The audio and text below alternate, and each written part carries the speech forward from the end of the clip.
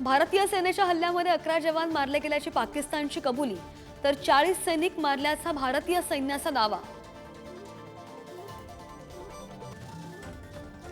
काश्मीरमध्ये लागले 3 पाकिस्तानी दहशतवाद्यांचे पोस्टर्स, माहिती देणाऱ्याला 20 लाखांचं बक्षीस, तर शोपियानमध्ये चकमकीत एक दहशतवादी ठार, 3 दहशतवाद्यांना सुरक्षा दलानं घेरलं।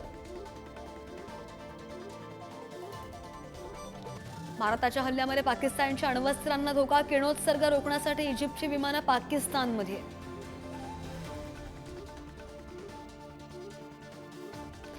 अण्वस्त्रांची धमकी दिली तर त्याला भीक न घालता निर्णायक प्रहार केला जाईल, पंतप्रधान मोदींचा पाकिस्तानला कडक इशारा।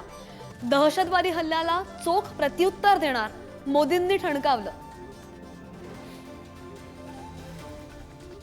पाकिस्तान सोबत आता फक्त दहशतवाद आणि पीओके संदर्भातच चर्चा होईल, पंतप्रधान नरेंद्र मोदींनी ठणकावलं।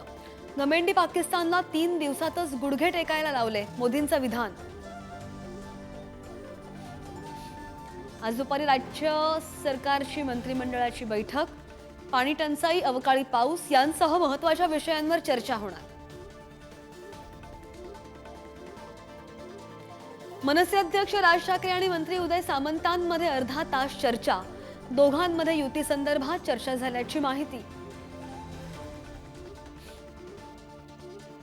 देशामध्ये अंदमानमध्ये आज मान्सून दाखल होणार, राज्यातही मान्सूनपूर्व पावसाच्या सरी कोसळण्याची शक्यता।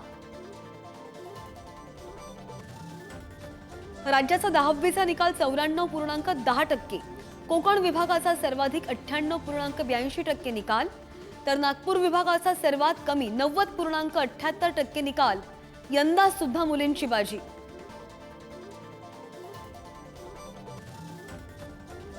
सीबीएसईचा 12वीचा निकाल जाहीर, देशामध्ये 88.39% विद्यार्थी यशस्वी, मुलींनी मारली बाजी।